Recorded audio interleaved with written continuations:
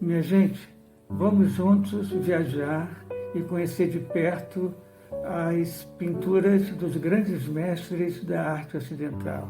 E o objetivo do nosso curso é provocar a valorização das artes plásticas, em especial a pintura, e como ferramenta de preservação do patrimônio cultural da humanidade.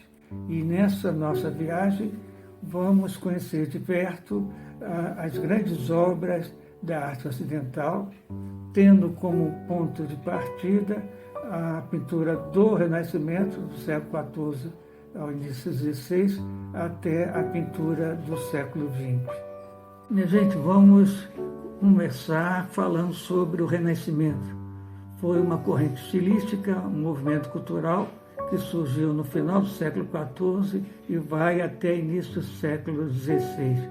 E significou o renascimento das artes da antiguidade clássica greco-romana. Como característica muito específica, tem a questão da perspectiva científica, ou seja, aquela noção de espaço e profundidade. Você olha uma tela plana e tem a sensação de profundidade naquela pintura. E também a questão do claro-escuro, ou seja, trabalha com a ideia de volume.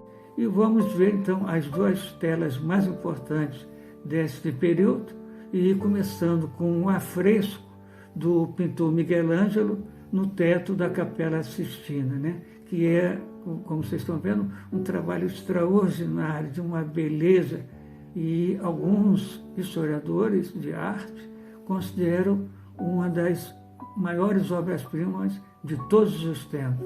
É o momento da criação de Adão, em que o Criador, Deus, estende a mão dando vida a Adão. Significa a criação do homem. E essa obra é de uma plasticidade, de uma beleza extraordinária, como eu já disse. E uma outra tela importante é a pintura de Rafael Sanzio.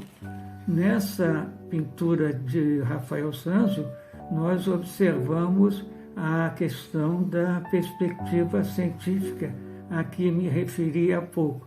Vocês observam, a tela ela é plana, e a ideia que você tem olhando essa pintura do Rafael Sanzio, olhando os arcos e as figuras que compõem a pintura, você tem a sensação de profundidade. Você está entrando num templo e ali estão todos os elementos, todas as figuras bastante simbólicas da cultura, da filosofia, da arte, da música, da ciência, da antiguidade da Grécia.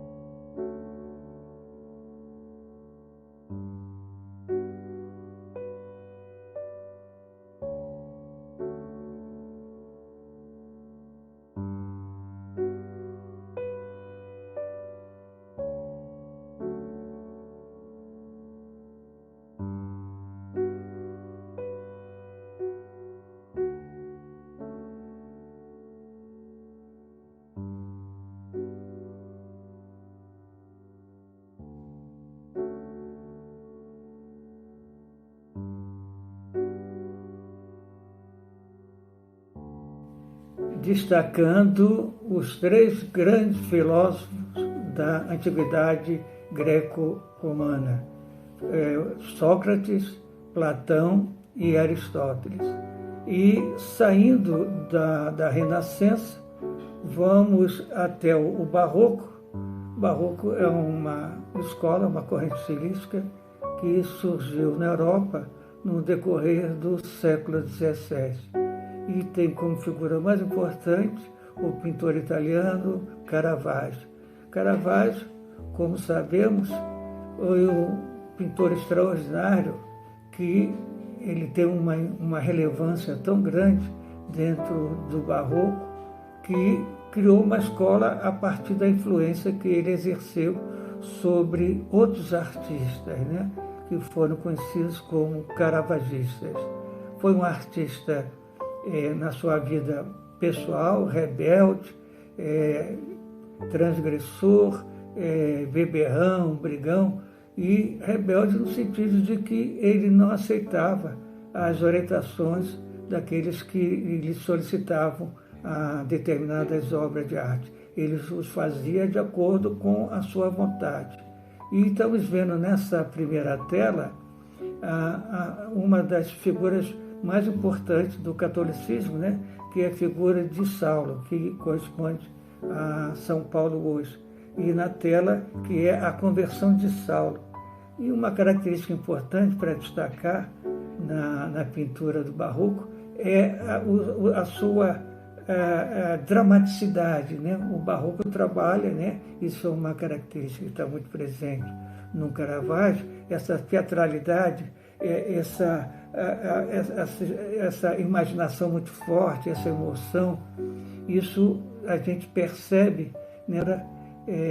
Belíssima de Caravaggio, que ele representa a conversão de Saulo, no momento que Saulo viajava em direção a Damasco e ele recebe uma mensagem de Deus e ele cai do cavalo com as mãos para cima, espantado, ficou cego diante da claridade, da luz que veio do céu e criou essa pintura de acordo com uma solicitação feita por alguns religiosos.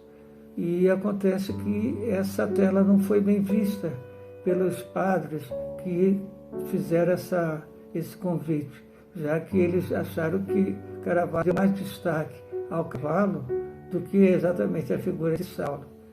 E é importante lembrar que Caravaggio ele retrata seus personagens não dando um sentido religioso, assim, né? Quer dizer, não há uma religiosidade, né? Busca a imagem natural, né? Sem esse caráter de religioso, sempre no sentido de dar uma simplicidade. Estamos vendo uma outra pintura da fase do Barroco, mas aí da região dos Países Baixos.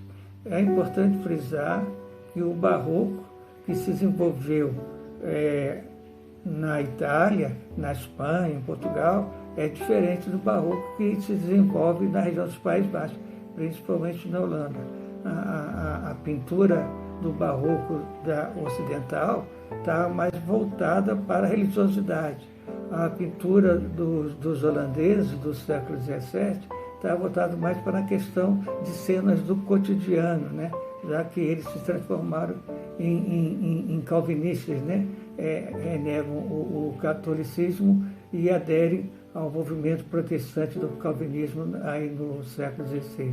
E estamos vendo aí essa tela, a Leiteira, de Jean Vermeer, que é uma belíssima tela também, uma cena comum, uma mulher nos seus afazeres domésticos, derramando uma quantidade de leite num vasilhame. Isso é um elemento, uma característica muito importante na pintura holandesa do século XVII, que é a pintura de cenas do dia a dia, cenas do cotidiano, como podemos observar nessa tela de Jean Vermeer.